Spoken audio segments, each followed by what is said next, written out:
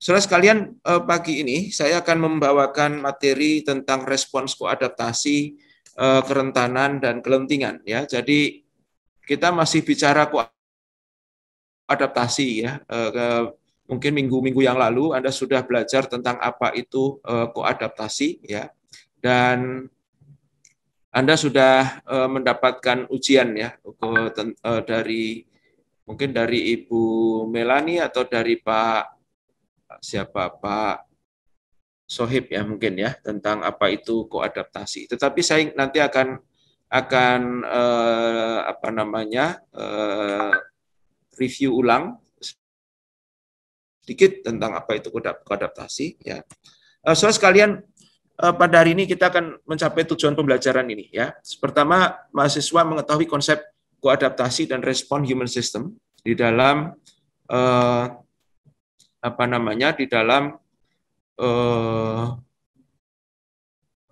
dinamika ekologi pedesaan dan ekologi pertanian. Dan setelah itu kemudian Anda bisa memahami apa itu konsep kerentanan dan kelentingan ya. Dan pada akhirnya setelah mengikuti kuliah ini mahasiswa mampu menyusun kerangka penelitiannya. Bagi saya kerangka penelitian ini penting karena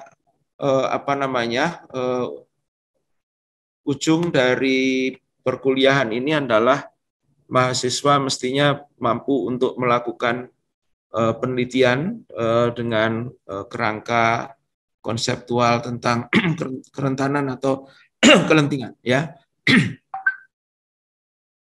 Saudara sekalian, ini adalah learning outcome yang akan kita capai. Nah, mohon maaf ini. Ini adalah beberapa buku yang wajib kita baca ya. Pertama adalah buku Human Ecology. Ini buku tentang prinsip-prinsip ekologi manusia. Kemudian buku dari Edgar ya.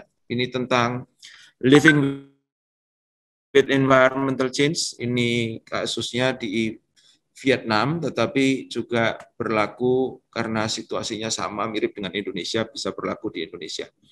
Kemudian buku yang ketiga adalah bukunya Berkes dan kawan-kawan tentang Navigating Social Ecological System, Building Resilience and Complexity and Change. Ya, ini buku sumber yang cukup lengkap ya, dan bagus untuk dibaca.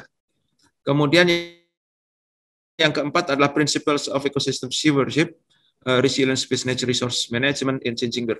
Ini tulisannya Volker ya, dari Springer. Saya kira ini menjadi penting juga untuk kita kita bahas ya, kita baca dan kita bahas ya.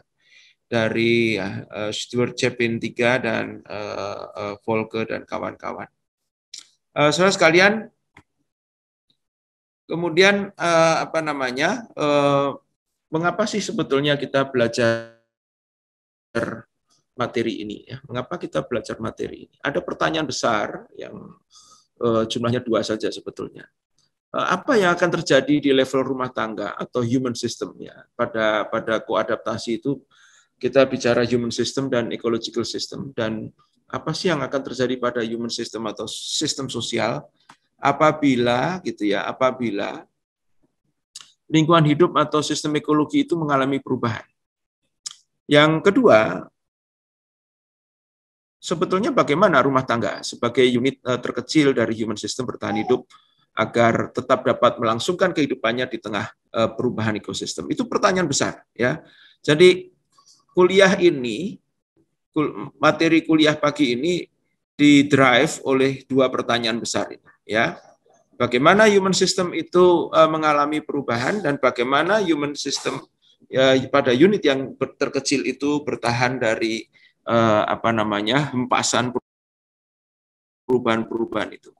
So sekalian, ruang lingkup dari kuliah ini sebetulnya kalau diperas begitu ya, hanya 4 saja ini ya. Kita bicara tentang apa itu koadaptasi gitu ya. Berawal dari apa itu koadaptasi, nanti saya refresh sedikit apa itu koadaptasi. Lalu koadaptasi itu menghasilkan kerentanan. Karena koadaptasi itu menyebabkan sistem sosial dan sistem ekologi berubah bersama-sama,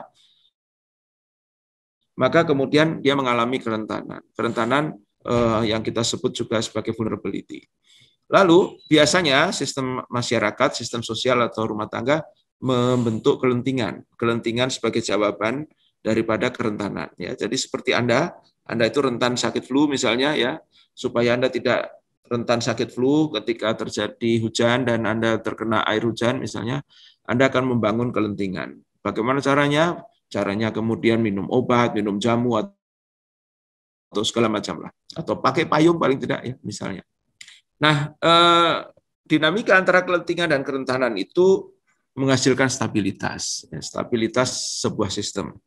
So sekalian, 4 topik ini sekarang diminati oleh para mahasiswa S1 KPM ya sebagai bagian dari skripsi ya. Kalau Anda cek di Google atau Anda cek di IPB di repository, Anda klik ya livelihood resiliency atau livelihood vulnerability ya, atau kerentanan nafkah atau kelentingan nafkah, maka di repositori IPB ini terutama yang datang dari Departemen SKPM ini akan Anda jumpai banyak sekali skripsi di sana. Jadi ini sedang tren. Kenapa? Karena pada hari-hari ini, terutama pada masa pandemi, kita ini sedang menghadapi tekanan yang luar biasa. Ya. Ekosistem kita berubah, virus merajalela, gitu ya, dan Anda melakukan perubahan yang luar biasa. Ya. Semua orang melakukan perubahan luar biasa di tingkat individu, di tingkat keluarga, di tingkat masyarakat, sampai di tingkat negara, bahkan di tingkat dunia. Ini contoh ya. Contoh yang lain adalah perubahan iklim. Ya. Pada hari ini kita menghadapi perubahan iklim yang luar biasa. Suhu udara di planet bumi makin hari makin meninggi. Kutub utara dan kutub selatan esnya makin lama makin mencair dan makin banyak yang mencair sehingga kemudian permukaan laut meningkat. Ya. Kemudian banjir di pesisir dan manusia kemudian menyikapinya dengan aneka teknologi, organisasi, dan segala macam. Saudara sekalian, saya akan mulai dari tema nomor 1 tentang koadaptasi. Ya. Koadaptasi ini apa? Koadaptasi ini gambarnya sebetulnya sederhana seperti ini ya. Mungkin Anda sudah dapatkan dari dosen yang terdahulu. Jadi koadaptasi itu bahasa Inggrisnya fitting together ya. Saling fit itu cocok ya. Artinya kalau fitting together berarti saling mencocokkan ya. Saling mencocokkan atau mencocokkan bersama. Ya, mencocokkan bersama antara siapa dan siapa, Pak? Antara sosial sistem dan ekosistem ya. Di mana sistem sosial beradaptasi terhadap ekosistem yang berubah juga, dan selanjutnya ekosistem beradaptasi terhadap sistem sosial yang berubah. Demikian seterusnya. Jadi dia kayak bola pingpong ya. Dia taktok gitu ya, taktok antara sistem sosial, ekosistem. Enggak peduli ini tempatnya di mana ya, ini mau di kiri mau di kanan terserah. Ya, ekosistem berubah. Contohnya apa? Hutan kita gundul, oke. Ekosistem berubah. Tanahnya menjadi terekspos terhadap sinar matahari dan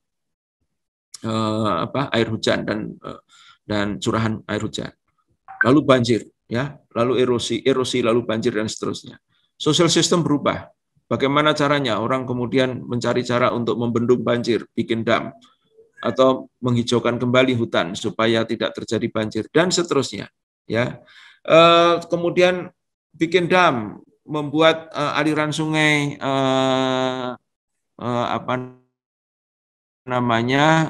tersekat-sekat. Ekosistem berubah. Ya, ikan tidak bisa leluasa berenang dari hulu ke hilir. Kemudian terjadilah ikan langka di sisi sana sini dan seterusnya. Sosial sistem kemudian merespons. Oke, kalau gitu di dam dibikin budidaya ikan, kemudian di hilirnya juga budidaya ikan dan ikan dibudidayakan dan seterusnya. Ini adalah bagian dari apa namanya, saling pengaruh mempengaruhi tentang dua sistem yang tidak bisa dipisahkan satu dengan yang lain dalam ekologi manusia, ya, di mana sistem sosial dan ekosistem saling berpengaruh, ya. Jadi saudara sekalian, ekosistem berubah, misalnya tadi tutupan lahannya berubah, maka sosial sistem biasanya juga berubah. Apa yang paling mudah adalah tentang cara bernafkahnya, ya. Tadi misalnya apa namanya, beternak ikan, ya, menjadi berubah, yang tadinya ikan dipancing biasa saja, sekarang ikan dibudidayakan di dam, di waduk, dan seterusnya. Tadi contoh tentang dam apa namanya, untuk membendung erosi banjir dari sebuah sungai misalnya. Saudara sekalian, ini ya yang kita sebut sebagai koadaptasi. Dan koadaptasi ini mengapa Pak kita pelajari? Ya karena dia berisiko. Loh, risikonya apa Pak?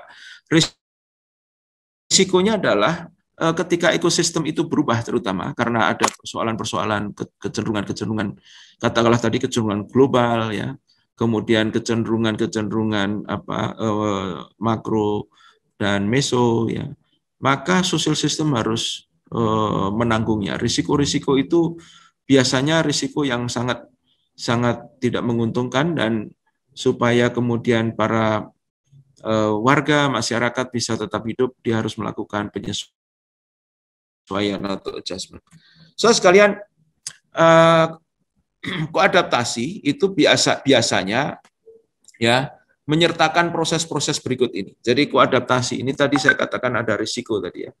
Jadi contohnya tadi adalah perubahan tutupan lahan karena hutan digunduli misalnya, ditebangi, maka ekosistem berubah, ya. Dan perubahan ini biasanya dalam bentuk perubahan bentang alam atau lanskap ekologi, dan perubahan susunan vegetasi, perubahan jumlah dan kualitas air. Tadi misalnya hutan ditebangi, maka kualitas air menjadi menurun karena kemudian airnya menjadi kotor karena penuh dengan sedimentasi misalnya, ya. Jumlahnya meluap karena tadinya bisa diserap di pepohonan, sekarang menggelinding ke hilir, langsung jadi banjir. Perubahan suhu udara jelas karena tadinya hutan itu adem gitu, ya. Sekarang hutan tidak ada lagi, produksi oksigen menurun lalu menjadi panas. Perubahan kualitas tanahnya terekspos matahari menjadi kering, kerontang, dan apa namanya, tidak lagi seperti di masa lalu. Kemudian ragam hewan dan jumlah hewan juga menurun karena hutannya digunduli, maka tidak ada lagi pepohonan, tidak ada lagi sumber makanan bagi rusa, bagi babi hutan, bagi apa namanya, kancil barangkali begitu, ya. Sehingga kemudian hewan-hewan itu hilang, ya, mati atau pindah tempat. Kemudian proses yang lain adalah perubahan sosial, ya. Jelas perubahan sosial. Tadinya misalnya jumlah penduduk di sekitar hutan itu cukup banyak karena ada orang-orang yang mempertahankan kehidupannya bergantung pada hutan. Sekarang hutannya ditebang kosong, sehingga orang-orang tidak lagi bisa berburu, tidak lagi bisa mengambil sayur mayur dari hutan, air tidak tersedia karena tanahnya kering kerontang, ya. Maka kemudian penduduknya bermigrasi ke kota atau ke tempat lain. Ada perubahan teknologi, perubahan organisasi, perubahan kelembagaan, perubahan sistem mata pencaharian, nafkah, dan seterusnya. Dan berikutnya adalah perubahan mekanisme adaptif atau mekanisme adaptasi, ya. Bagaimana orang-orang di sana beradaptasi karena ada ekosistem yang berubah, ya. Jadi misalnya tadi karena hutan sudah tidak ada, maka orang-orang yang tinggal di sana harus mengubah cara hidupnya dari bergantung pada hutan, sekarang bergantung pada, katakanlah, pada sungai, yang sungainya juga sudah keruh dan terpaksa harus cari ikan untuk makan di apa namanya, di keseharian mereka. Saudara sekalian, ini adalah proses-proses yang mengiringi terjadinya koadaptasi. Nah, ini contoh, ya, contoh bagaimana koadaptasi itu terjadi. Ini perubahan ekosistem yang memicu perubahan cara bernafkah, ya, di rumah tangga petani pada sisi human system, ya.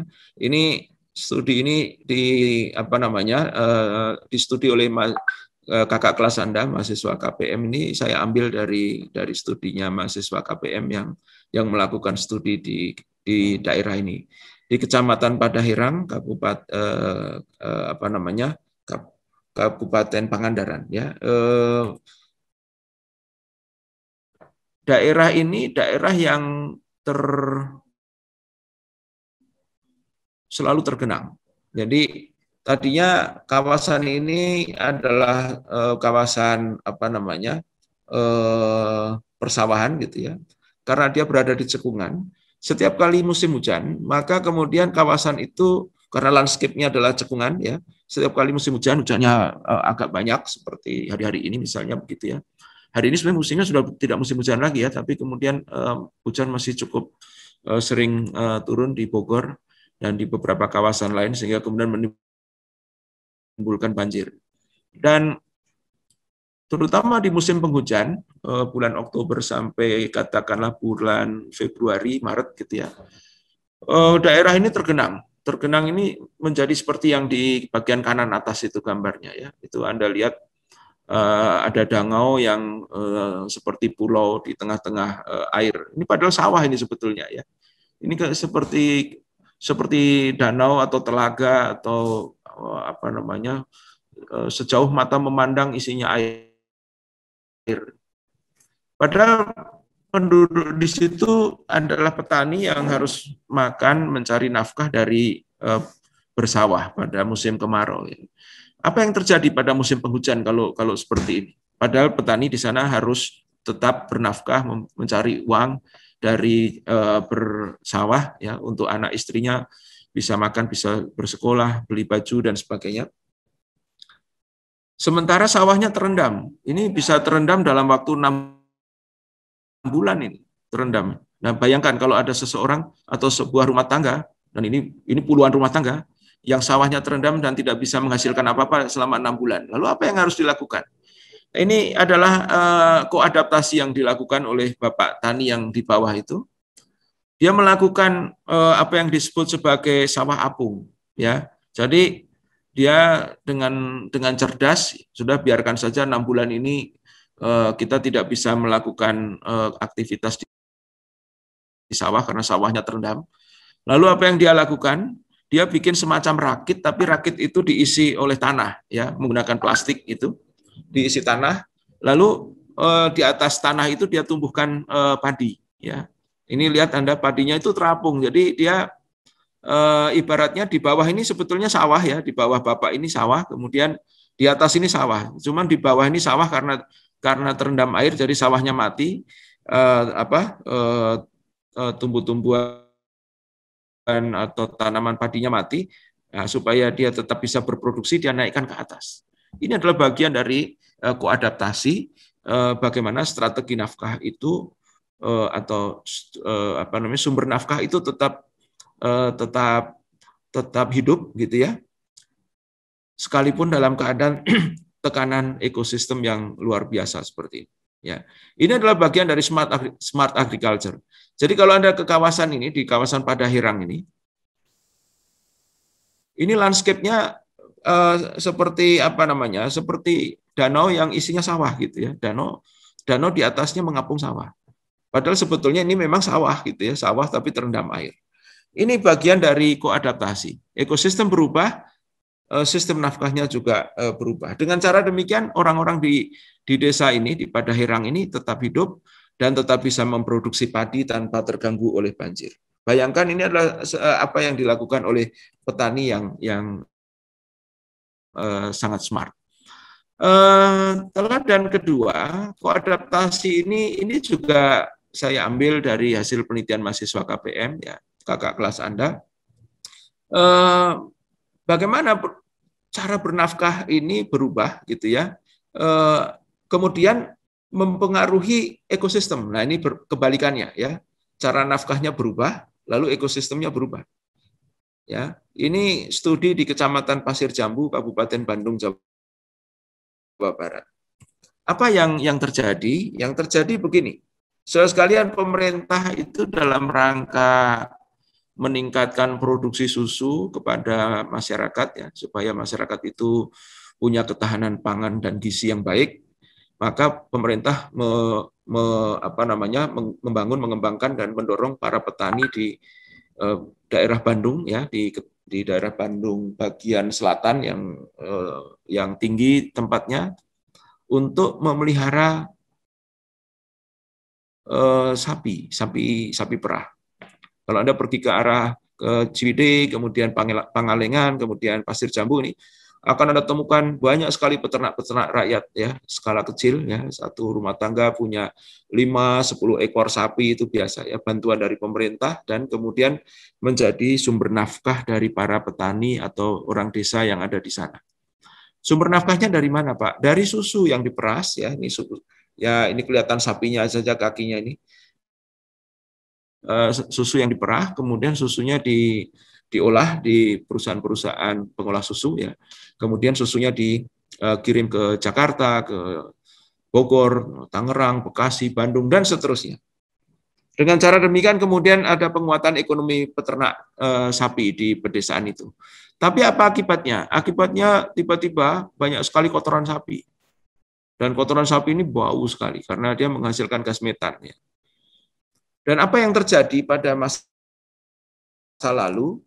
Di masa lalu peternak ini nggak tahu bagaimana cara mengelola kotoran sapi. Jadi kotoran sapi itu disemprot gitu, ya, kemudian kotorannya dialirkan ke sungai. Masuklah dia ke Sungai Cikapundung, kemudian mengalir terus ke Sungai Citarum. Sungai Citarum terus mengalir sampai ke Jakarta, Kalimalang, dan seterusnya itu.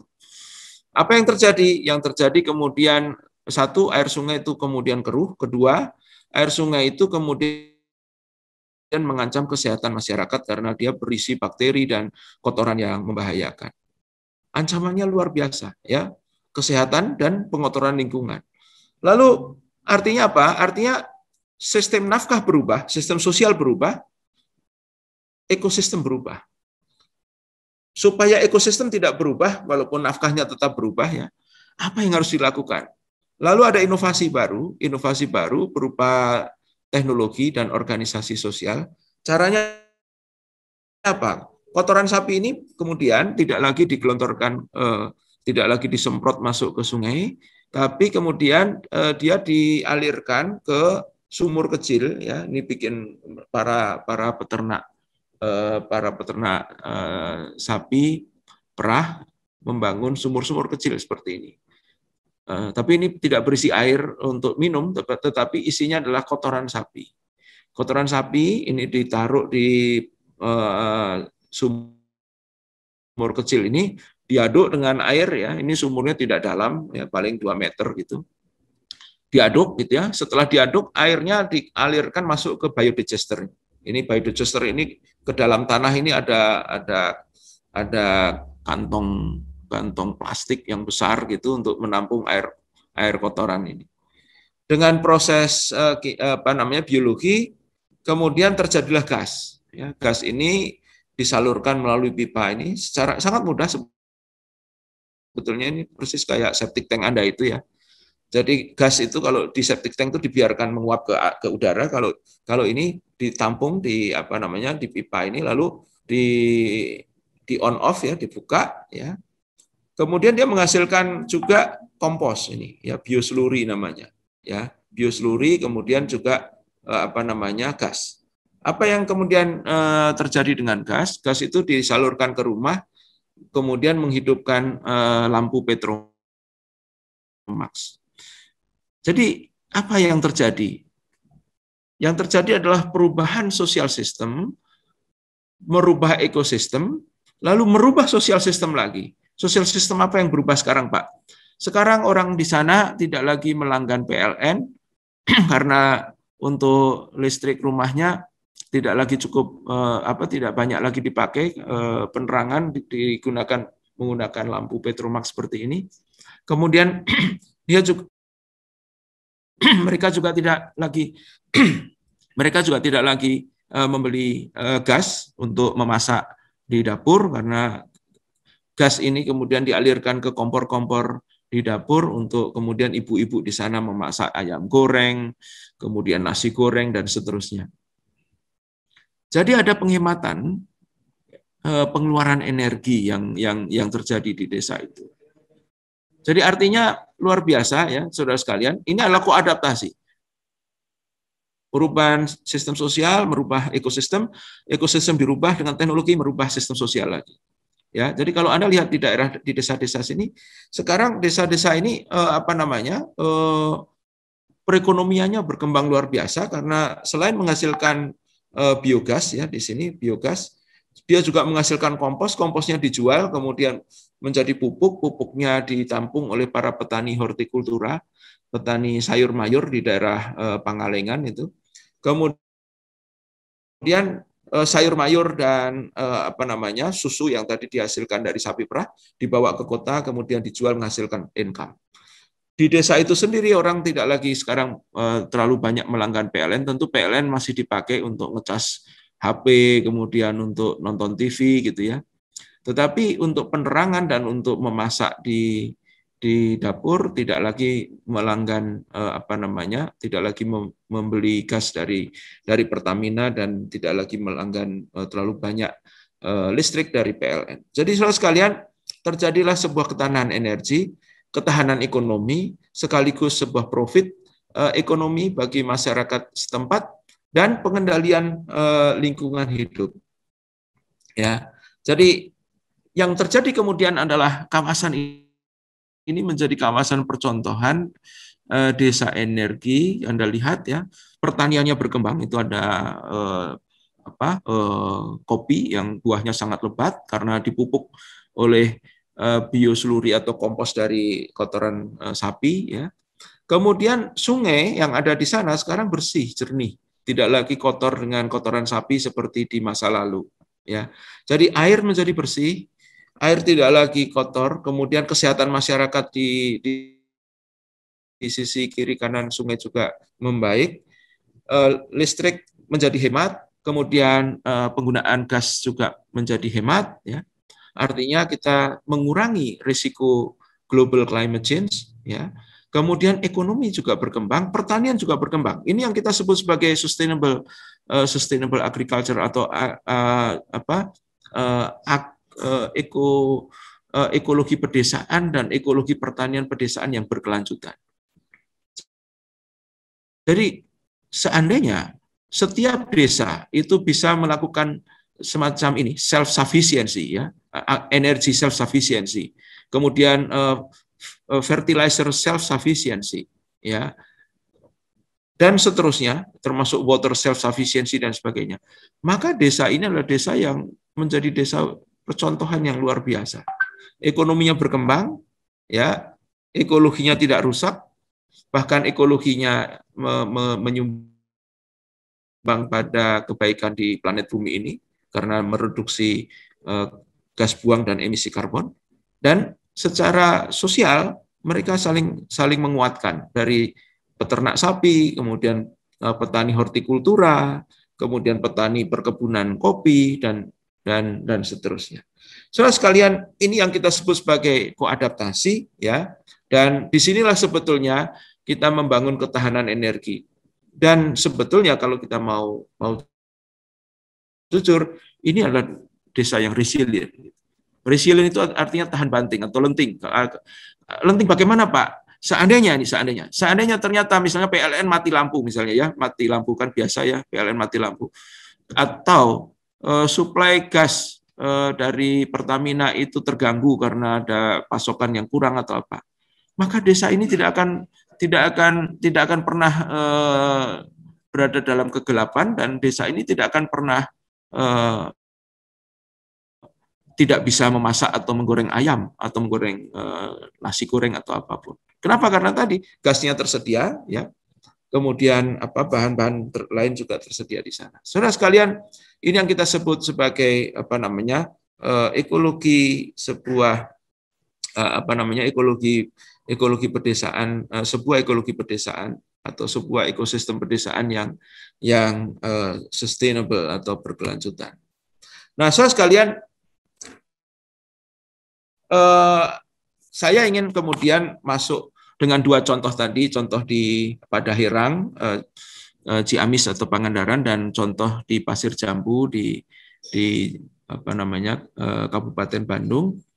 Saya ingin kemudian masuk kepada konsep. Ya. Jadi saudara sekalian, kita masuk kemudian pada konsep kerentanan dan kelentingan. Ya. Mengapa Pak kita belajar itu? Ya? Karena kita sesungguhnya sedang membangun sebuah desa sistem gitu ya, di mana tadi salah kita mendekati sistem itu, kemudian kita memberikan risiko pada desa itu, yaitu kerentanan. Padahal sebetulnya yang harus kita sampaikan kepada, kita kenakan pada, atau kita jalankan atau kita hasilkan dari pembangunan atau intervensi ke desa itu adalah sebuah kelentingan. Ya.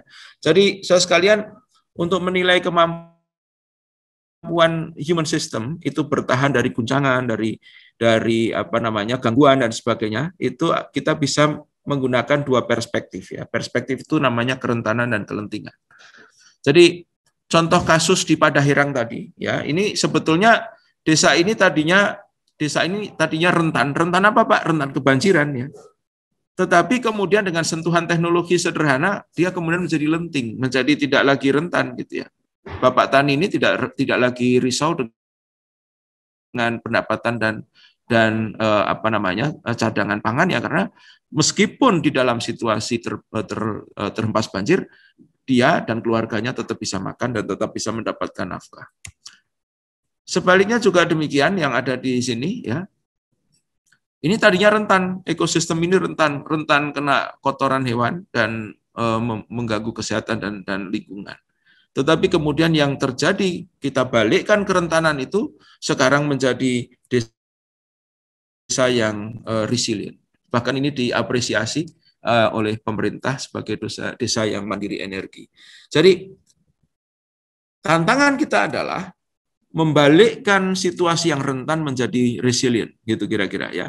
Nah, kalau demikian Pak, bagaimana cara menghitung, bagaimana cara mengukur, dan bagaimana cara mengetahui bahwa situasi ini harus rentan, dan bagaimana kerentanan yang kita ketahui itu kemudian kita balikkan menjadi sebuah kelentingan ya. Nah, kita ikuti slide-slide berikutnya. Ini konsepnya. Saudara sekalian, kita mulai dulu dari kerentanan ya. Jadi kerentanan. Jadi tadi ada desa kena banjir, itu rentan pasti ya.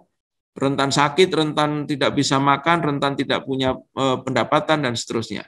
Ya, rentan. Apa itu kerentanan? Ini konsepnya. Jadi setiap saat ya, saudara sekalian, mengapa sih kerentanan ini menjadi penting? Kenapa ini penting dipelajari oleh mahasiswa KPM? Kenapa? Karena setiap saat terjadi perubahan ekologi dan perubahan sosial yang akan berisiko terhadap eksistensi sistem nafkah, mata pencarian rumah tangga. Ya, artinya bila kerentanan ini tidak direspon dengan baik, maka perubahan ekologi bisa mengempaskan keseluruhan dari sistem nafkah rumah tangga petani. Ya, contohnya tadi di Padahirang yang sawahnya kebanjiran. Jika kebanjiran itu tidak direspon dengan teknologi, ya, teknologi sederhana sekalipun, maka yang terjadi adalah sebuah kehancuran.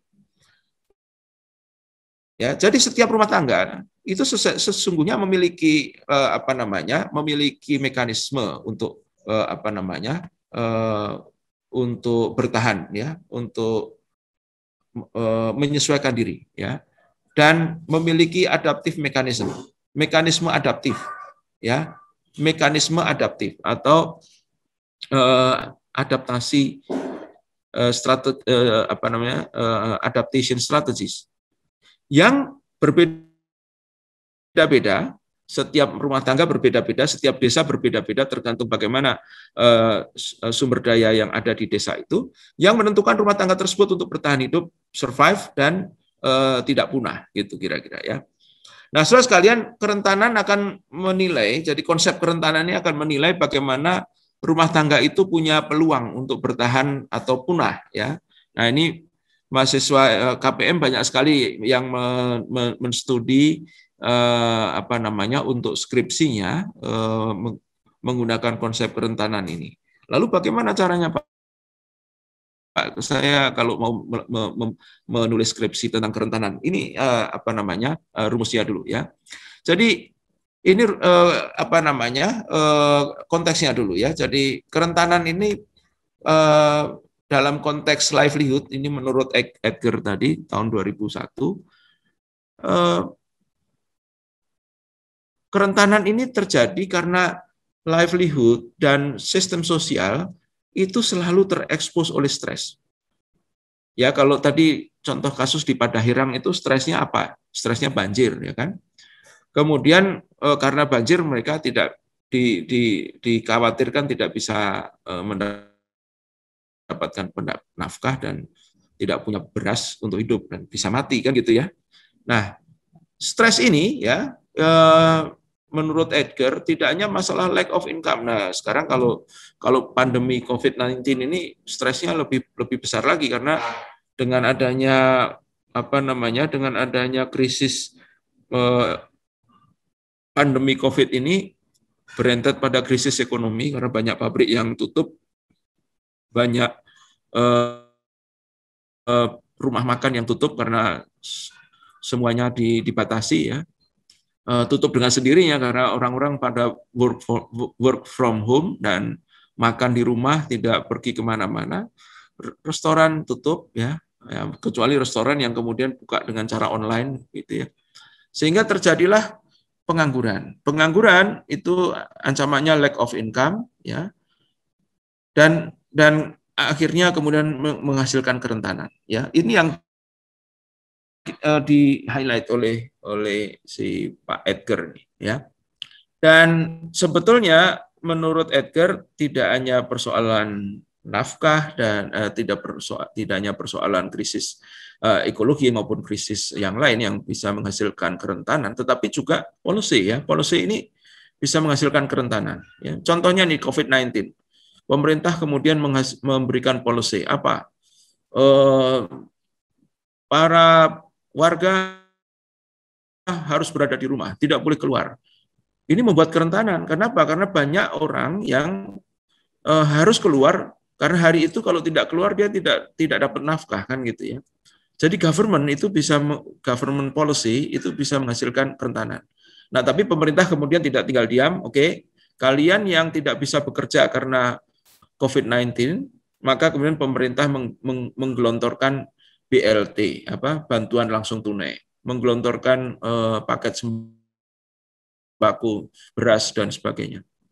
Jadi ini bagian dari untuk meningkatkan resiliensi, ya BLT, sembako dan sebagainya itu bagian untuk meningkatkan resiliensi. Pak, kalau kami dari keluarga yang mampu kan nggak dapat BLT, nggak dapat bantuan sembako dari pemerintah. Lalu bagaimana cara kami membangun resiliensi? Ya, kalau bagi mereka yang punya kekuatan ekonomi lebih baik, maka basis resiliensinya adalah uang tabungan, gitu kan? Uang tabungan, kemudian mungkin juga jaringan dengan keluarga yang lain, gitu ya, saling tolong menolong dan seterusnya. Jadi ini bagian dari menyikapi kerentanan supaya orang atau rumah tangga itu menjadi lentik. Saudara sekalian,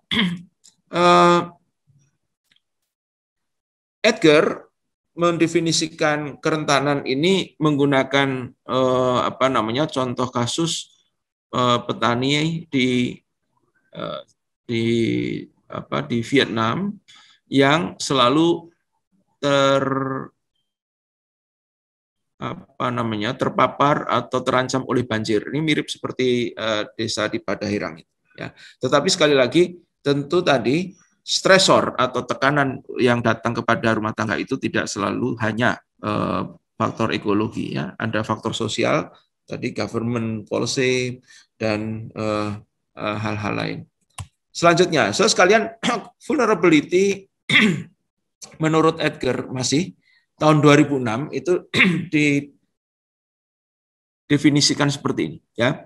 Vulnerability is the state of susceptibility. Susceptibility itu kepekaan, ya. Susceptibility to harm from exposure to stress. To stress is associated with environmental and social change and from the absence of capacity to adapt. Ini kalau di bahasa Indonesia kan kerentanan adalah sebuah keadaan, ya, sebuah sistem yang peka atau mudah hancur karena terpapar oleh berbagai tekanan yang berkaitan dengan perubahan lingkungan dan perubahan sosial, serta tiadanya kemampuan sistem tersebut untuk beradaptasi. Nah, jadi di masa COVID-19 ini misalnya ya, kenapa sih Pak kita ini harus menjaga jarak? Kenapa sih Pak kita harus memakai masker? Memakai masker dan menjaga jarak adalah cara kita supaya kita terkurangi atau tidak terlalu terpapar oleh risiko datangnya COVID pada Anda. Ya. Dengan jaga jarak, kalau ada orang batuknya mungkin mengeluarkan virus, tapi virusnya tidak menjangkau Anda. Jadi keterpaparannya menjadi berkurang. Ya. Kemudian dengan masker, maka kemudian Anda tertutup oleh virus yang mungkin melayang-layang dan bisa masuk ke hidung gitu ya. Kemudian ditahan oleh masker. Jadi exposure ini menjadi penting ya. Semakin tinggi exposure-nya, semakin rentan sebuah sistem atau orang itu mengalami mengalami krisis atau mengalami tekanan. Selanjutnya ini dari McCarthy ya. McCarthy menyitir definisi kerentanan dari IPCC. IPCC ini lembaga resmi yang biasanya diberi mandat untuk menghitung bagaimana dampak dari climate change terhadap segala sesuatu yang terjadi di planet bumi ini. Kerentanan dipahami sebagai derajat sebuah sistem yang sangat peka terhadap dan tidak memiliki kemampuan untuk mengatasi. Ya, jadi the degree to which a system is susceptible to, ya, and is unable to cope with adverse effect ya, of climate change, tentunya karena IPCC ini bicara climate change. Ya. Jadi derajat kepekaan terhadap climate change dan ketidakmampuan untuk mengatasi berbagai keadaan buruk akibat climate change. Jadi kalau Anda mendapati pesisir yang sekarang terendam air karena adanya banjir rob, dan masyarakat di pesisir tidak memiliki kemampuan untuk mengatasi banjir rob, ya, maka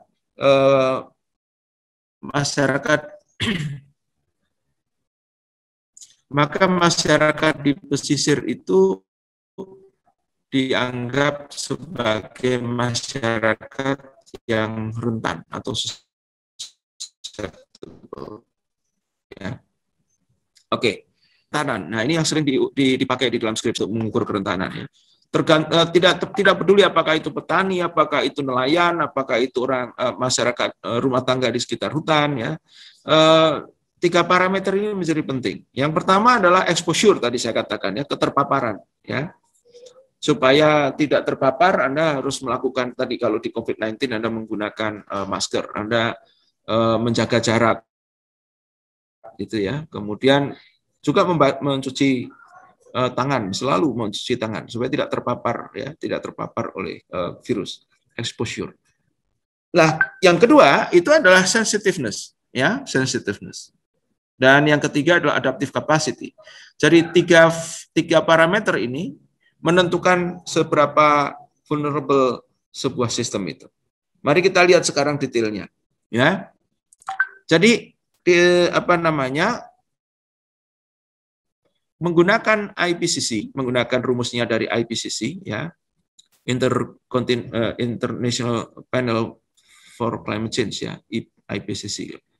Itu mereka membuat rumus yang ini rumus baku dan dipakai di semua tempat ya untuk mengukur bagaimana sih kerentanan itu. Livelihood Vulnerability Index itu diukur menggunakan IPCC itu Intergovernmental Panel on Climate Change ya, IPCC. IPCC ini membuat rumus tentang Livelihood Vulnerability Index LVI ya. Tadi sudah kita ketahui ada 3 parameter ya, kemudian 3 parameter ini di-blend, dihitung ya. Ada exposure, ada sensitiveness, dan ada adaptive capacity. Dan rumusnya seperti yang di bawah ini. Ya, LVI itu adalah exposure dikurangi adaptive capacity dikalikan sensitiveness. Dan ketika angkanya itu nanti merentang antara -1 dan +1. Semakin mendekati +1 itu semakin rentan. Dan semakin mendekati -1 itu semakin tidak rentan atau semakin resilient. Jadi Anda boleh hitung petani, whoever the petani dan wherever the petani, ya. Petani yang terkena letusan Gunung Sinabung misalnya, atau petani yang terkena banjir kemarin di NTT misalnya, petani yang tidak terkena gempa bumi, ya, kemarin ada gempa bumi di Lumajang, di Malang. Petani normal, ya, di sekitar Anda, misalnya katakanlah di sekitar kampus IPB Darmaga di Cikarawang itu banyak petani, ya. Itu sekalipun tidak ada stresor, katakanlah gempa bumi atau banjir atau apapun, kita tetap bisa hitung LVI-nya, ya. Exposure-nya tentu nanti kita tentukan apa, ya. Kalau memang tidak ada bencana, tidak ada mungkin perubahan iklim atau suhu udara, ya, kita bisa ukur. Sensitiveness-nya bisa kita ukur. Nanti apa itu sensitiveness-nya, apa itu komponen exposure, apa itu komponen sensitiveness, apa itu komponen adaptive capacity, akan saya jelaskan kemudian. Intinya adalah bahwa kalau Anda mendapati sebuah rumah tangga atau sekelompok rumah tangga atau sebuah masyarakat yang ternyata LVI-nya itu di atas 0, ya, antara 0 dan 1, maka ini masyarakat yang berbahaya. Kenapa? Karena masyarakat itu rentan, gitu ya. Tapi kalau Anda mendapati sebuah masyarakat atau rumah tangga atau kelompok masyarakat yang LVI-nya itu di bawah 0, artinya antara -1 dan 0, maka itu aman. Kira-kira begitulah rule of thumb-nya, ya, atau pendek kata atau bicara secara kasarnya begitu. Jadi perhatian kita tujukan pada mereka yang punya LVI di antara 0 dan +1, gitu kira-kira, ya. Nah, saudara sekalian, LVI ini apa saja gunanya, ya? Apa saja gunanya LVI? Yang pertama, tentu tadi ini adalah deteksi awal dari untuk mengukur mudah tidaknya hancur sebuah sistem, ya. Jadi tadi saya katakan kalau dia LVI-nya antara 0 dan +1, wah ini bahaya gitu kira-kira, ya. Jadi kita harus lakukan tindakan. Kita harus lakukan tindakan terhadap masyarakat yang LVI-nya itu antara 0 dan 1. Ya, misalnya plus 0,75 atau plus 0,5, wah itu bahaya sekali, ya. Tapi kalau masih di antara 0,001 misalnya, atau di antara 0,01 atau itu dekat-dekat 0 masih, ya, relatif lebih aman, gitu ya. Aman lagi kalau dia minus, ya, LVI-nya itu minus angkanya. Kemudian untuk mengukur bagaimana kemampuan adaptasinya. Nah, jadi mereka yang punya LVI itu minus, ya, biasanya punya kemampuan adaptasi yang lebih baik daripada mereka yang LVI-nya plus, ya, angkanya. Kemudian untuk melihat seberapa besar peluang sebuah sistem, dalam hal ini household livelihood, berkelanjutan atau tidak. Jadi kalau berulang-ulang kita lakukan tindakan pada sebuah masyarakat, bantuan dan sebagainya, tetap saja LVI-nya plus, gitu ya, maka kita boleh duga bahwa masyarakat di pedesaan yang LVI-nya selalu plus, walaupun kita sudah bantu dengan dana, bantu dengan teknologi, bantu dengan pemberdayaan, bantu dengan paket-paket bantuan teknis, kelembagaan dan sebagainya, maka sekiranya dia terus LVI-nya plus, maka ini ada sesuatu yang membuat desa itu atau masyarakat itu tidak berlanjut. Nah, jadi ini perlu penanganan, gitu ya. Jadi penanganan yang lebih serius, ya. Tapi bagi mereka yang kemudian LVI-nya minus, angkanya minus, maka LVI-nya relatif jauh lebih berkelanjutan daripada yang LVI-nya plus. Untuk membantu kebijakan, nah, saudara sekalian, ini contoh, ya, ini contohnya. Saya sekarang sedang membimbing mahasiswa S1, ada 4 orang, ya, 4 orang atau 5 orang. 5 orang mahasiswa SKPM, ya, 5 orang. Saya sedang meminta, dan mereka sekarang sedang berada di lapangan, ini mahasiswa semester semester 7 ya, 8 ya. Mereka meneliti dampak COVID-19 seberapa besar kerentanannya. Jadi mereka mengukur LVI untuk UKM ya, UKM usaha kecil menengah. Ya, satu meneliti UKM karena dia berada di Pandeglang, saya minta meneliti UKM di industri emping ya. Anda tahu industri emping itu di Pandeglang itu sebelum masa pandemi itu industri kecil yang besar, empingnya bisa masuk ke Jakarta, masuk ke Anyer untuk konsumsi para wisatawan ya. Sekarang dengan pandemi ini surut. Kenapa? Karena orang yang berwisata di Anyer, kemudian permintaan di Jakarta juga menurun. Nah ini salah satu mahasiswa saya, mahasiswa KPM ini meneliti bagaimana ini kerentanan pengusaha UKM emping ya di Pandeglang. Satu lagi di Garut ya, karena memang dia orang Garut, jadi saya selalu minta Mukim ya, yang Pandeglang tadi meneliti emping, UKM emping, kemudian yang di Garut itu meneliti karena di Garut itu ada sentra industri kulit ya, kalau Anda tahu industri kulit itu bikin dompet, bikin sabuk, bikin jaket kulit dari kambing maupun kulit dari sapi, dan itu sentra yang besar karena diekspor dan juga disuplai ke mana, ke Tanah Abang dan sampai ke Bogor sini. Sekarang dikarenakan pandemi mereka surut gitu ya penjualannya dan sebagainya. Nah, saya minta mahasiswa ini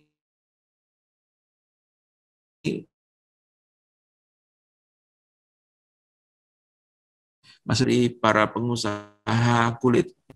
Jadi ada satu mahasiswa KPM yang tempatnya di Lumajang. Kebetulan Lumajang itu sentra produksi. Saya tanya ke dia ya, di Lumajang itu saudari Ganevi. Kalau tadi di Garut itu tadi saudara Gamal ya. Kalau yang di Pandeglang itu saudari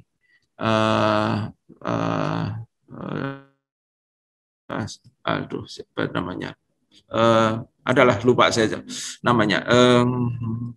Nirmala ya, Nirmala di Pandeglang, kemudian Gamal di Garut, kemudian Ganevi ini ada di Lumajang. Dia kampungnya di Lumajang. Saya tanya, ada apa di sana aktivitas ekonomi yang terdampak dan tetapi di sana dominan. Pak, Lumajang itu sentra pertanian bawang merah. Oh oke. Gimana bawang merah sekarang? Waduh, Pak terdampak Pak dengan COVID. Oke, gimana caranya sekarang kamu bisa teliti? Bisa Pak, itu kebetulan 10 km desa itu dari rumah saya. Oke, kemudian saya minta dia meneliti dampak COVID-19, diukur kerentanannya pada petani bawang merah.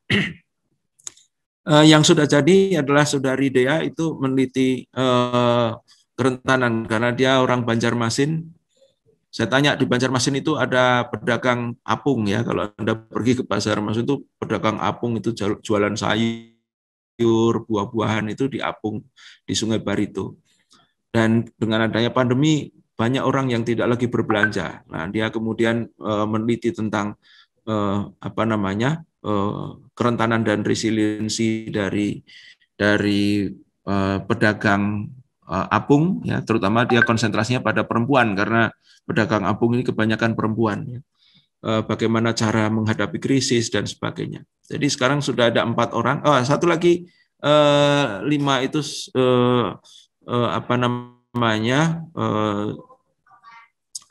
saudari Miftahul Janah itu di Padang, dia orang Sumatera Barat.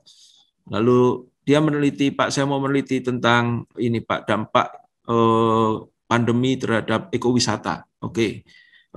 Ada kawasan ekowisata di Padang Pariaman atau Padang Panjang saya lupa. Kemudian di sana wisatawan menurun drastis, kemudian mengakibatkan banyak pedagang kemudian penjajah jasa wisata yang menjadi surut ekonominya akibat COVID ya, akibat COVID. Lalu dia lihat kerentanannya ya. dihitung LVI-nya dan seterusnya, atau resiliensinya juga. Nah, ini ada 5 mahasiswa nih sekarang yang sedang meneliti tentang resiliency dan vulnerability, mahasiswa KPM ya, mahasiswa S1 KPM ya. Satu sudah selesai, saudari saudari Dea, dan sudah sudah sarjana lah, dalam arti tinggal wisuda.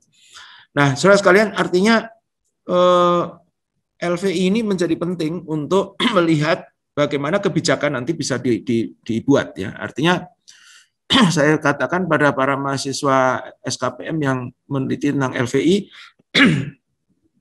nanti di dalam saran LVI ini harus bisa memberikan saran pada pemerintah untuk memperkuat tadi, kalau yang di Pandeglang pedagang pengusaha emping, kalau yang di Garut pengusaha kulit, kemudian kalau yang di Lumajang petani bawang merah ya. Kalau yang di Banjarmasin adalah para pedagang sayur yang ada di pasar apung dan seterusnya. Jadi kebijakan ini sangat menunggu angka LVI ini ya. Dan dengan cara ini kita juga bisa memberitahukan pada pemerintah bahwa ini loh, COVID-19 ini ternyata besar sekali dampaknya. Stresnya kepada masyarakat tinggi sekali ya, supaya kemudian presiden bisa dan menterinya bisa kemudian membuat langkah-langkah yang lebih baik lagi ke depan. Saudara sekalian, apa itu mungkin sebelum ini ada yang mau bertanya. Saya persilahkan. Halo, silakan. Apakah ada pertanyaan?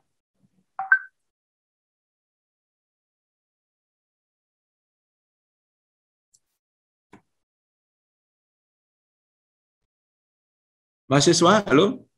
Masih ada di sana kah? Atau sudah pada hilang? Masih, belum Pak. Ya? Belum ada pertanyaan. Baik. Ya. Saya balik lagi share screen kalau demikian ya. Oke. Saudara sekalian, apa itu exposure ya? Exposure yang menentukan kerentanan ya. Jadi ini contoh exposure itu mudah sekali ya. Yaitu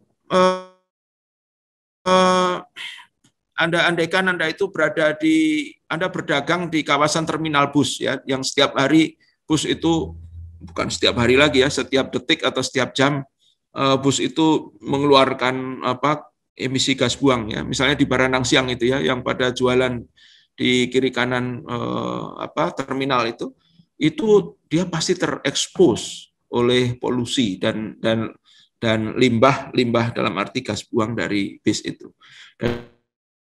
Dan itu satu, berbahaya terhadap kesehatan ya. Dan kedua tentu kemudian berbahaya juga terhadap lingkungan hidup ya.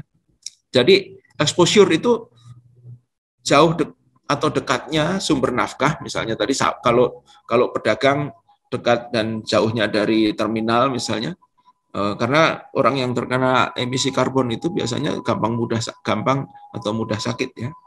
Kalau petani, jauh atau dekatnya sumber nafkah, misalnya sawah yang menjadi andalan sumber nafkah itu berada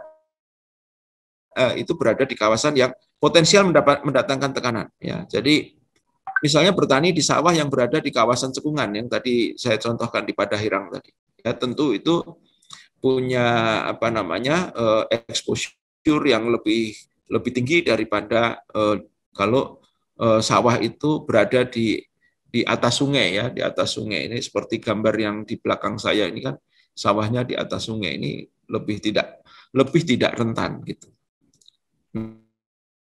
Nah, Pak, bagaimana cara mengukurnya? Ya nanti kita diskusikan, tidak di dalam kelas Ekopetan ini untuk cara mengukur. Nanti Anda bisa diskusi dengan para mahasiswa bimbingan saya untuk mengukur bagaimana cara mengukur exposure ini ya. Ada kuesionernya dan sebagainya. Jangan khawatir. Kemudian apa itu sensitiveness ya. Sensitiveness itu kesensitifan ya, seperti Anda itu ada orang yang baru minum es lilin ya misalnya, baru sedikit saja giginya udah ngilu misalnya. Nah, berarti itu sensitif ya. Ada yang sudah memakan es batu pun giginya biasa saja gitu. Berarti dia tidak sensitif. Nah, kalau dia semakin dia sensitif, semakin rentan dia. Semakin tidak sensitif, semakin tidak rentan gitu ya. Jadi ini apa namanya?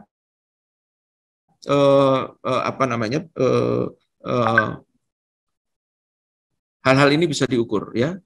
Jadi sedikit atau banyak kalau di dalam sistem nafkah petani misalnya sedikit atau banyaknya cadangan pangan yang ada di sebuah rumah tangga. Jadi kalau Anda punya cadangan pangan, punya tabungan ya tentu kemudian sensitiveness-nya rendah ya.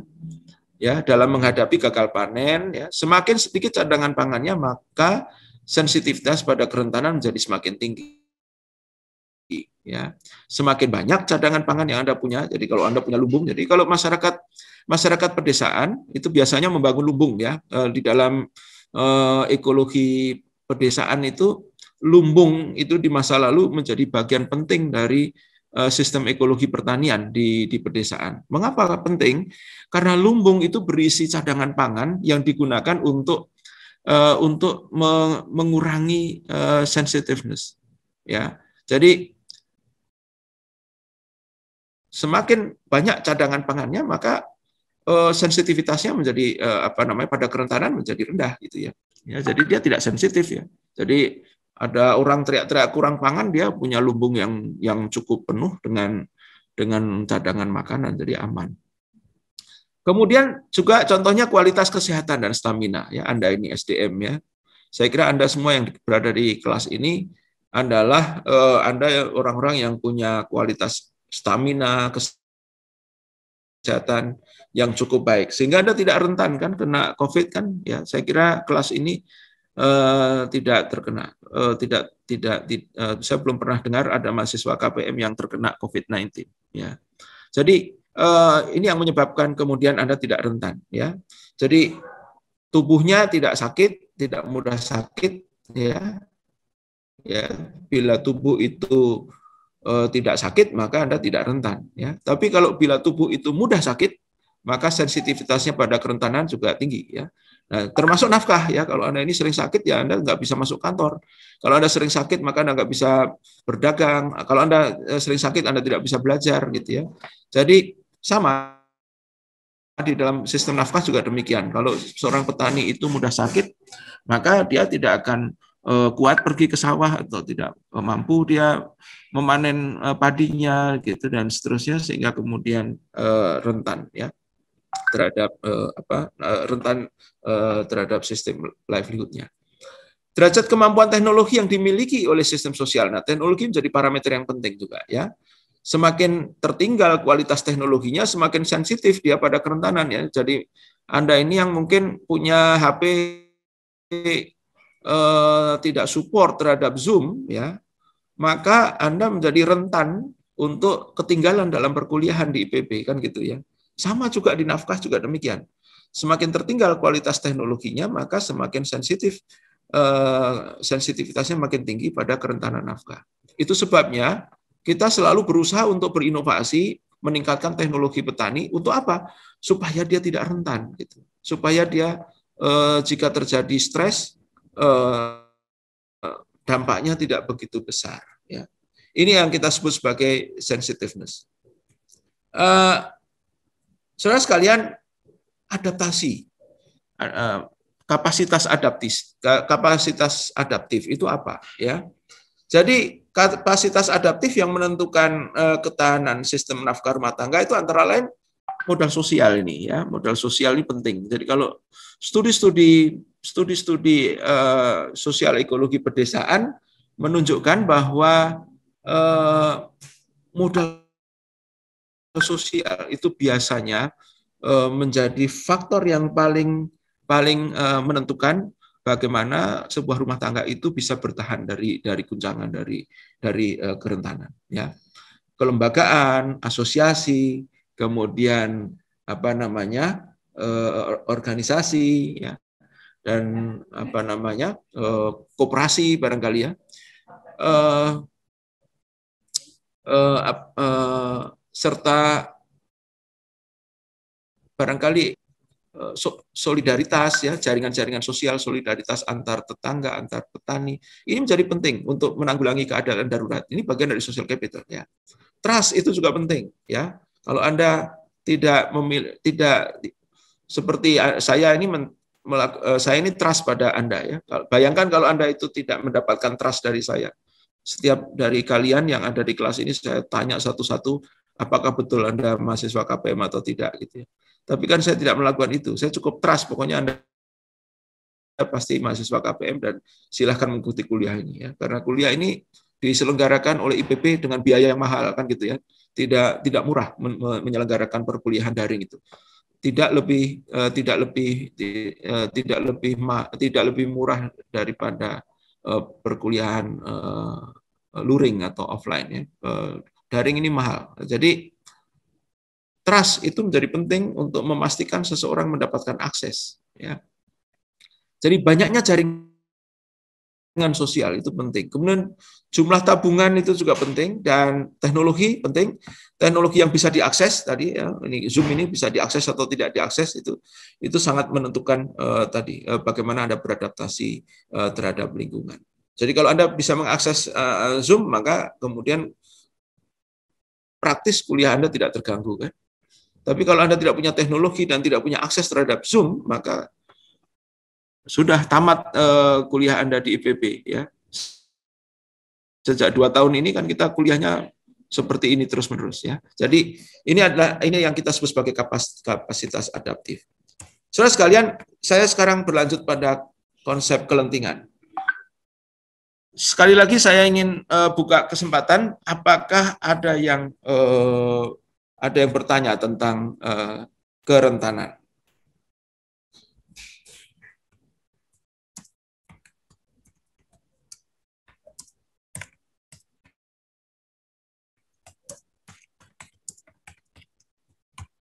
Halo, ada pertanyaan? Kalau tidak ada, saya yang bertanya. Saya mengetik di ruang chat itu, ya. Apa pemahaman Anda terhadap konsep kerentanan? Silakan Anda jawab, ya. Anda jangan copy paste dari PowerPoint, ya. Silakan Anda jawab dengan kalimat sendiri, dengan bahasa sendiri. 1 kata boleh, 2 kata boleh, 10 kata boleh, satu lembar A4 boleh, ya. Pertanyaan saya, apa pemahaman Anda terhadap konsep kerentanan? Silakan setiap mahasiswa menuliskan, saya tunggu 1 menit, setiap mahasiswa menuliskan di ruang chat. Silakan, apa pemahaman Anda terhadap konsep kerentanan? Silakan. Ayo, semua nulis, ya, semua nulis. Ini untuk cross check juga kehadiran. Nanti kita cross check. Apa yang Anda ketahui tentang kerentanan? Ya, kalau Anda mau tambahkan kerentanan nafkah boleh, ya, tapi tidak harus selalu kerentanan nafkah tentunya. Silakan, saya tunggu 1 menit sebelum saya balik ke. Oke. Suatu keadaan yang lemah, kerawanan risiko, kondisi tidak mampu mengatasi keadaan buruk. Oke, ya. Kerapuhan suatu wilayah. Oke, ketidakmampuan seseorang untuk berubah. Kerentanan merupakan keadaan di mana sistem sosial ditekan, perubahan sosial lingkungan, dan tidak mampu beradaptasi. Oke, good, ya. Oke, good. Sambil Anda terus mengetik, saya lanjut karena waktu kita tidak banyak lagi. Ya. Oke, sekarang kita masuk ke apa itu resiliensi, ya. Silakan Anda tetap mengetik, ya. Apa itu resiliensi? Ini adalah konsep sudah tampak, ya? Halo? Sudah, Pak. Sudah, Pak. Baik. Ini adalah konsep resiliensi, ya. Mengapa konsep resiliensi itu penting dan perlu dipelajari? Karena tadi kita tuh selalu menghadapi tekanan. Nah, jadi ini gini, kalau kerentanan itu bicara dari sisi gloomy, sisi menyedihkan, gitu, ya. Kalau kelentingan itu kita bicara dari sisi optimisme, ya. Jadi kerentanan itu kita bicara dari sisi pesimisme, kalau kelentingan itu kita bicara dari sisi optimisme, ya. Jadi setiap unit dari human system itu mampu meredam tekanan. Jadi ada tekanan apa mampu diredam. Itu konsep resiliensi. Semakin tinggi Anda mampu meredam, maka semakin tinggi resiliensinya. Ya, ini pentingnya konsep kelentingan. Ini definisinya, saya tidak akan masuk kepada definisi yang begitu detail. Ini dikemukakan oleh Bamra dan kawan-kawan tahun 2011 ya. Jadi dia mengkompilasi berbagai macam tulisan dari berbagai macam perspektif ya. Jadi penulisnya macam-macam itu ya, dari Bodin, Holing ya, Walker. Nah, konsep resiliency itu biasanya dari Holing. Nanti ini Holing ya, 1973 ini. Ini yang biasanya kita pakai ini ya. Karena kita berada di wilayah ekologi manusia, biasanya kita pakai Holing. Tapi selain Holing banyak sekali, ada Walker, Gunderson dan sebagainya. Dan di sini definisinya. Saya tidak perlu memberikan ulasan terhadap definisi ini. Ya, Holing tahun 73 yang penting dia mendefinisikan bahwa resiliensi itu adalah sebuah proses yang digunakan untuk meredam gangguan. Ya, jadi ini bayangkan kalau di motor itu ada shock breaker atau shock absorber ya di garpu depan itu. Itu untuk apa sih Pak gunanya? Supaya apa? Supaya Anda itu naik motor nyaman kan gitu ya. Menghantam got, menghantam lubang, itu motor tetap stabil ya, tidak terguncang. Jadi shock absorber itu adalah fungsi dari supaya Anda resilient, supaya Anda tenang gitu ya. Jadi sebuah proses yang digunakan untuk meredam gangguan ya oleh sebuah ekosistem sedemikian rupa sehingga ekosistem itu dapat memelihara dirinya tetap bertahan dalam menghadapi tekanan yang menyimpang ya. Jadi mengapa mobil itu diberikan shock absorber atau shock breaker gitu ya. Supaya apa? Supaya Anda tuh tetap berada di dalam mobil itu dalam keadaan tenang, nyaman gitu ya. Semakin besar kemampuan untuk mengabsorb tekanan itu, semakin Anda tenang berada di mobil itu ya. Semakin mahal harga mobil itu ya. Jadi kalau Anda naik mobil yang di dalamnya itu senyap, tenang, walaupun di luar itu jalanan itu berlubang-lubang, maka pasti ini shock absorbernya atau shock breakernya bagus. Itu artinya resilient ini, mobil ini resilient. Nah, kehidupan itu juga demikian. Mahasiswa IPB juga harus resilient ya, walaupun ada pandemi bisa belajar, walaupun ada guncangan apa tetap bisa nulis skripsi. Anda itu diciptakan untuk menjadi manusia-manusia yang resilient, bukan manusia-manusia yang rentan ya. Saya beritahu. Pendidikan yang Anda terima di IPB itu adalah dalam rangka untuk menghasilkan SDM ya, manusia-manusia yang resilient, yang mampu menghadapi tekanan, yang mampu menghadapi tantangan. Ya, jadi resiliensi itu adalah kata kuncinya meredam tekanan, meredam gangguan, meredam tantangan, meredam gejolak dan seterusnya. Ya. Nah, misalnya ini kembali lagi dalam COVID-19 ya, masyarakat sekarang meredam supaya COVID-19 ini tidak mengenai dirinya, minum vitamin A, vitamin E, vitamin C ya. Termasuk vaksin ya. Vaksin yang Anda sekarang sedang tunggu-tunggu ya. Dosen IPB sekarang semua sudah dapat vaksin. Mahasiswa belum, Pak. Ya, karena mahasiswa itu secara usia itu lebih resilient dibandingkan kami dosen-dosen yang sudah berusia 50 tahun ke atas ini. Kami yang 50 tahun ke atas ini rentan, tidak resilient ya. Maka itu kemudian kami divaksin duluan. Supaya kita resilient ya. Tapi kalau mahasiswa itu resilient ya. Anda itu kan berumur berapa? 18, 20 ya. Antara 18 20 tahun itu sangat resilient biasanya. Ya, jarang ada orang pada usia itu meninggal karena Covid, jarang ya. Yang biasanya meninggal karena COVID itu adalah di usia-usia yang sudah di atas 40-an biasanya, atau sebagian besar. Ya. Karena di atas usia 40 itu banyak sekali penyakit yang sudah menempel di para orang-orang ini. Ya. Jadi Anda adalah orang yang resilient. Ya. Dan dengan ilmu yang diberikan, Anda dibuat makin resilient. Apalagi nanti divaksin kalau untuk COVID-19, ya, Anda makin resilient. Ya. Jadi resiliensi ini mengacu pada prinsip homeostasis sebetulnya. Ya, konsepnya Holing itu konsep homeostasis. Apa itu homeostasis? Yaitu ketahanan atau mekanisme pengaturan yang menuju pada keseimbang dinamis agar sistem itu berjalan konstan, stabil. Ya, tadi contohnya adalah shock breaker tadi. Supaya mobil itu stabil, konstan walaupun melintasi jalan-jalan yang berlubang. Ya. Nah, resilience itu bagaimana cara cara bekerjanya atau bagaimana cara sebuah sistem sosial itu meredam gangguan demi gangguan ya dalam membangun resiliensi. Ya. Berkes Golding Volker tahun 2003 mengatakan ya bahwa kelentingan itu merujuk pada seberapa besar gangguan yang dapat diredam atau ditangkal tanpa menyebabkan sistem yang terkena tekanan tersebut mengalami perubahan yang mendasar. Ya.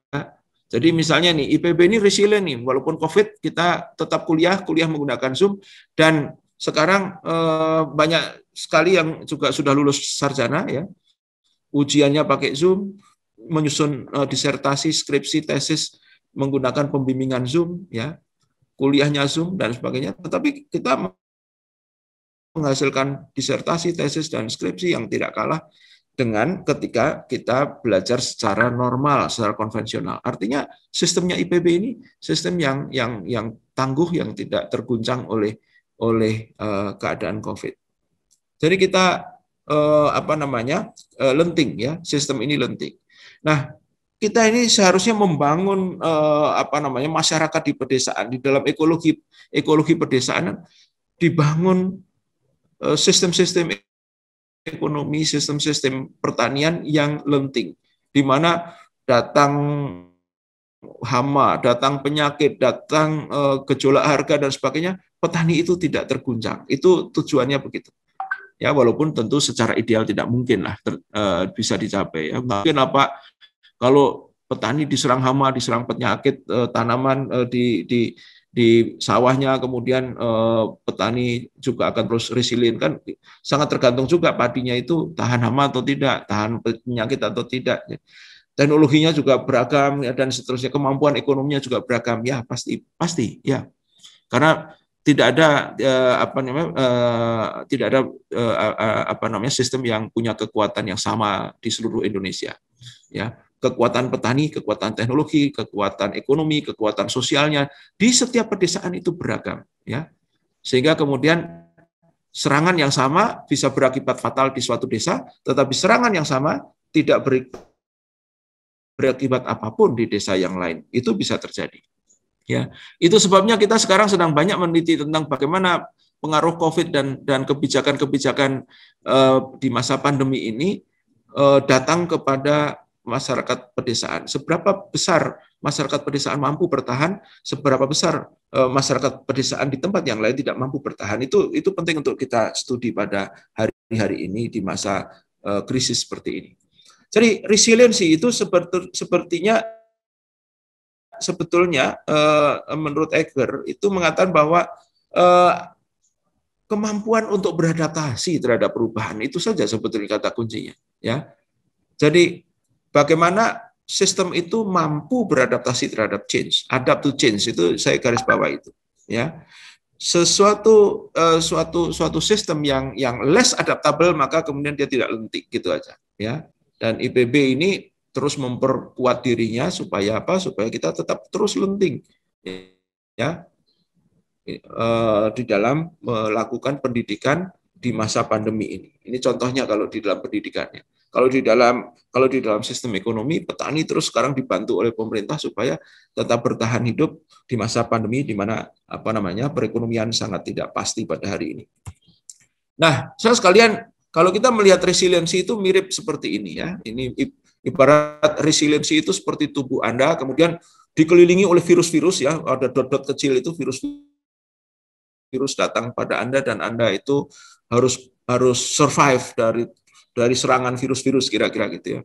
Virus apa Pak? Ya virus COVID, virus flu, virus HIV/AIDS, virus macam-macam ya. Setiap hari kita ini banyak sekali virus ya.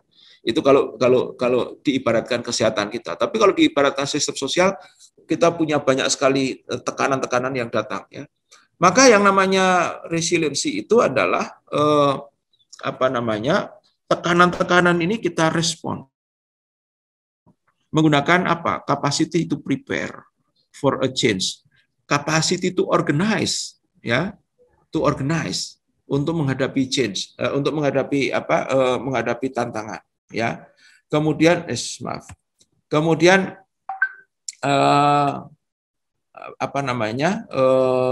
capacity to respond ya. Jadi capacity to organize adaptive mechanism. Ya.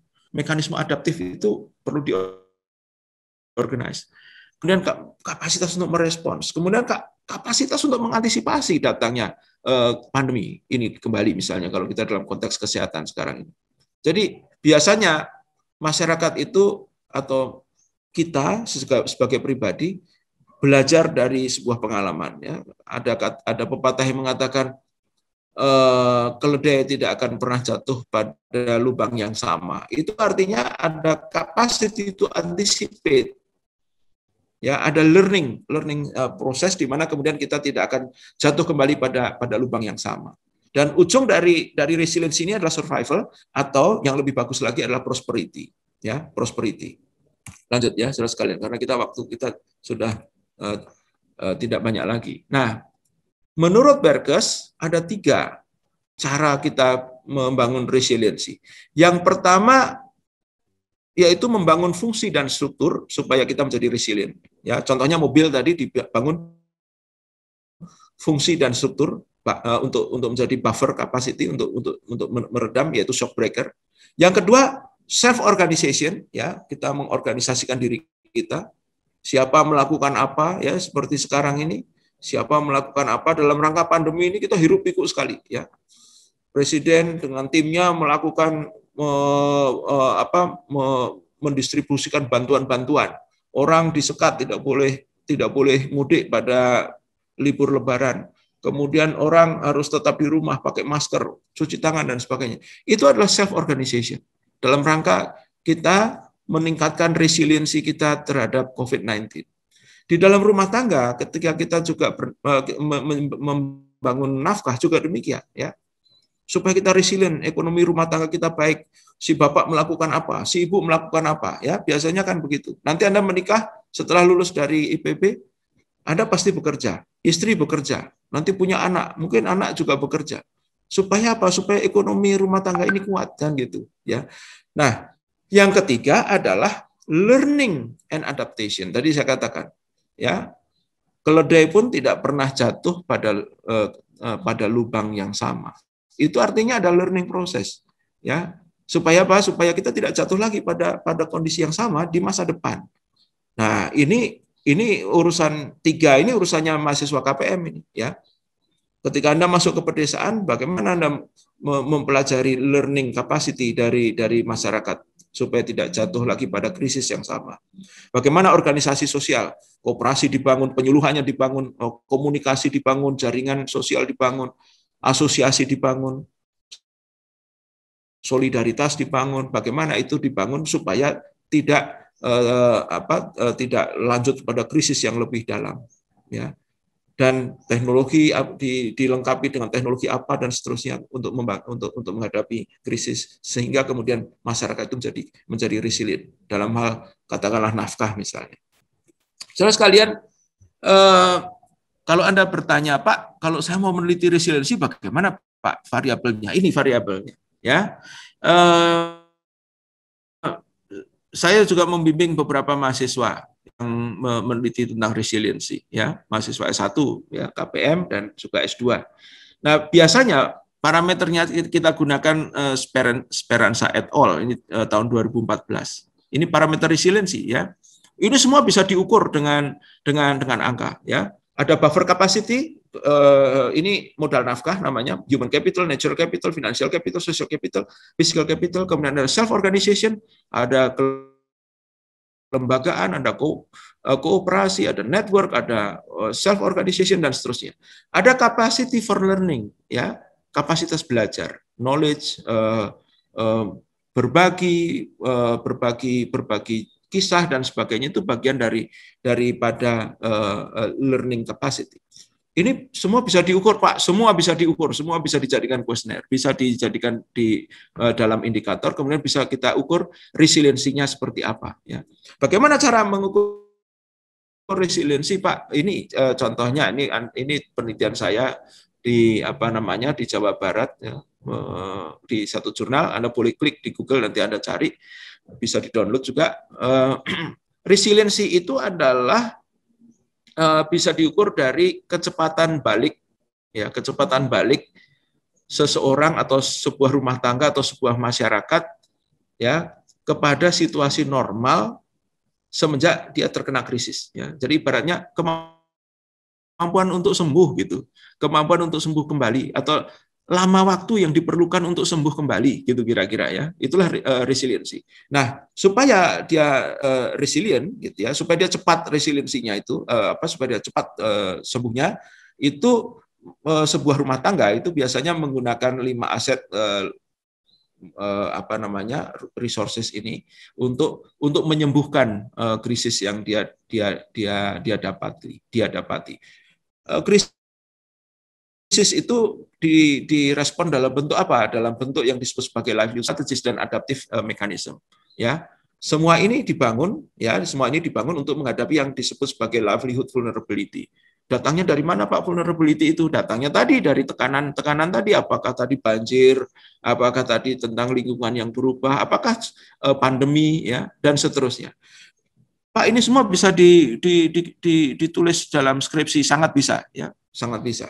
Jadi kalau Anda mau menulis skripsi tentang livelihood resilience ini menjadi penting karena hari ini pemerintah menunggu ya tadi pemerintah sangat menunggu sebetulnya masyarakat mana yang resilient terhadap COVID-19 ya, livelihood dari masyarakat mana atau segmen mana dari petani mana di desa mana di kabupaten mana di provinsi mana yang tahan terhadap COVID-19 dan mana yang tidak tahan. Pak, kenapa itu perlu diidentifikasi? Karena pada masyarakat yang tidak resilient ya bantuan pemerintah harus ke sana semakin kuat gitu ya, jangan dibagi rata ya. Kenapa? Karena kekuatan masyarakat itu berbeda-beda. Jadi kalau dibagi rata menjadi tidak masuk akal karena nanti ada yang kuat sebetulnya nggak perlu dibantu, kita kasih bantuan itu makin kuat ya. Tapi yang penting sangat dibantu adalah mereka yang resiliensinya rendah gitu kira-kira ya, yang kecepatan pulihnya kalau terjadi krisis itu lama gitu kira-kira ya. Ini ada film yang nanti bisa Anda klik di Google di YouTube ya untuk Anda ikuti. Tapi saudara sekalian, livelihood resiliency itu biasanya berisi dari bagaimana cara memulihkan keadaan, bagaimana kemudian rumah tangga itu menyikapi dengan membangun infrastruktur nafkah dengan keterampilan baru ya. Kemudian mendiversifikasi income-nya, mendiversifikasi pekerjaan ya, kemudian memproteksi seseorang sebuah rumah tangga memproteksi dirinya dengan aneka asuransi, dengan aneka tabungan, aneka aset dan sebagainya, dan akhirnya kemudian membangun keamanan kebutuhan dasar ya, biasanya pangan misalnya. Jadi saudara sekalian, ini adalah bagian dari pola penguatan derajat resiliensi pada human system, terutama pada sistem nafkah rumah tangga petani.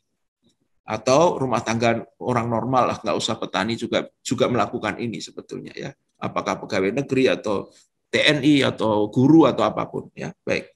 Saudara sekalian,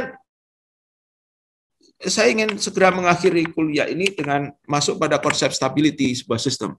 Jadi setelah kita belajar ada ancaman, ada koadaptasi, kemudian ada resiliensi, ada kerentanan tadi ya, ada kerentanan, ada resiliensi. Apa sih Pak sebetulnya tujuan dari kuliah ini? Kuliah ini tujuannya menunjukkan masyarakat itu stabil atau tidak gitu. Ya.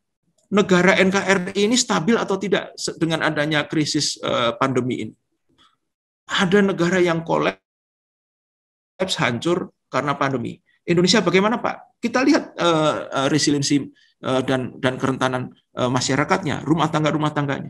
Dan kita lihat ternyata ada yang stabil bertahan, ada juga yang jatuh ya.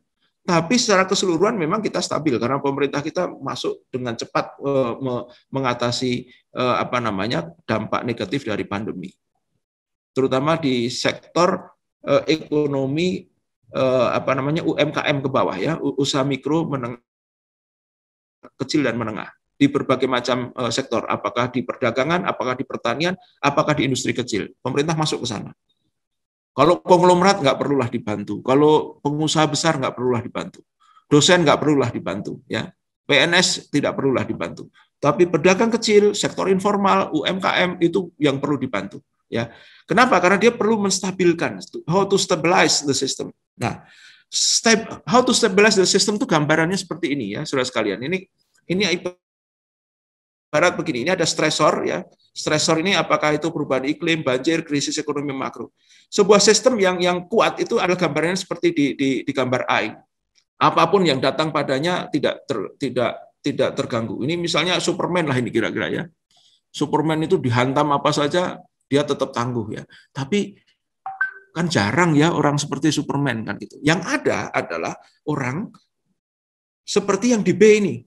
Ketika ada tekanan turun ke bawah.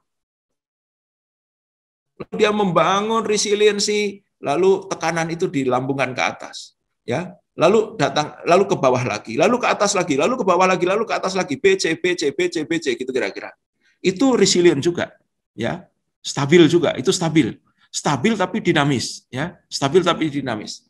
Nah, yang berbahaya adalah jika dia tidak stabil dan dia dinamis tapi tidak stabil. Jadi begitu ada tekanan datang seperti B ini, dia ingin menaikkan ke C, tetapi dia tidak cukup kuat, lalu dia jatuh lagi. Ya, lalu dia berusaha naik lagi, tidak cukup kuat, jatuh lagi. Naik, jatuh lagi, dan seterusnya. Dan itu yang akhirnya kita sebut sebagai collapse atau maladaptation atau punah.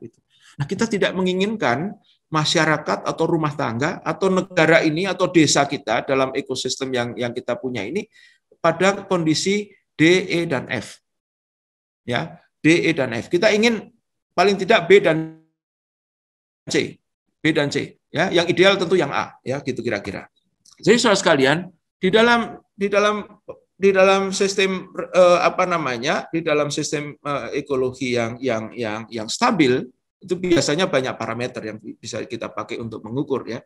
Ada parameter produktivitas yang paling ringan lah. Anda bicara tentang bagaimana rumah tangga ini menghasilkan padi untuk makan gitu ya. Kalau yang tinggi produktivitasnya maka dia resilient, kalau tidak ya tidak resilient kan gitu. Kemudian stabilitas ini yang tadi kita bahas ya, stabilitas ya. Dan yang kemudian yang paling penting sustainability ya sebetulnya. Tadi kita sudah bahas bahwa desa di Pasir Jambu tadi itu desa yang sangat sustainable ya karena dia tidak tergantung dan dia bisa jalan sendiri tanpa banyak ketergantungan pada input-input yang datang dari eksternal ya. Dan kemudian ada aspek equitability ya, ada aspek equitability itu artinya aspek keadilan. Artinya kalau resiliensi itu sebuah sistem, maka yang resilient kalau bisa ya merata. Jangan hanya kelompok tertentu saja yang resilient ya. Itu yang penting ya. Jadi kita bicara tentang sebuah sebuah sistem yang resilient secara totalitas. So sekalian, saya ingin akhiri kuliah ini untuk konsep yang direnungkan kembali ya saudara sekalian. Jadi Anda perlu merenungkan kembali apa itu ecological system, apa itu human system ketika kita bicara koadaptasi. Lalu apa itu perubahan ekologi dan apa itu perubahan sosial, ya, apa itu koadaptasi itu sendiri, apa itu household livelihood vulnerability, apa itu household livelihood resiliency, ya, apa itu stability of the system, dan apa itu sustainability. 7 konsep ini saya kira perlu Anda terus renungkan dan Anda catat ketika Anda berpraktek di dalam kehidupan. Apakah itu kehidupan Anda sendiri, ataukah itu kehidupan negara Anda, ataukah kehidupan masyarakat desa yang Anda sedang datangi ketika nanti Anda KKNT. Ya. Artinya semua aspek ini ujungnya adalah pada sustainability dan Anda bisa pakai 7 konsep itu untuk melihat sejauh mana Anda berada pada status apa. Silakan Anda buka kamera, kemudian Anda